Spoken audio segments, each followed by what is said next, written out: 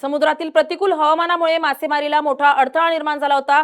जोरदार वाऱ्यांमुळे आणि लाटांमुळे खोल समुद्रात जाणं धोकादायक ठरलं होतं। त्यामुळे गुजरात येथील मासेमारी नौकांनी आपली आणि खलाशांची सुरक्षा लक्षात घेऊन देवगड बंदरात आश्रयासाठी विनंती केली होती। या विनंतीला प्राधान्य देत नैसर्गिक आपत्तीच्या पार्श्वभूमीवर सर्व 60 पेक्षा अधिक नौकांना देवगड बंदरात प्रवेश देण्यात आलाय, अशी माहिती किरण वाघमारे, अंमलबजावणी अधिकारी तथा परवाना अधिकारी, देवगड यांनी दिली आहे। लाटा तसेच वादळी वाऱ्यामुळे बऱ्याचशा परराज्यातल्या तसेच आपल्या ज्या विविध बंदरातली नौका या आश्रयासाठी आपल्या देवगड बंदरात दाखल झालेल्या आहेत। त्यामध्ये मोठ्या प्रमाणात गुजरातच्या ज्या नौका आहेत ते साधारण 60 ते 70 नौका ह्या आपल्या देवगड बंदरात आज रोजी दाखल झालेल्या आहेत। या अडचणीच्या वेळेमध्ये आपण त्यांना मदत करतोय आणि बऱ्याच नौकांचे हे इंजिनची कामे तसेच विविध कोणाचे फायबर निघालेले आहेत। मुंबईच्या सुद्धा नौका इकडे आपल्या बंदरात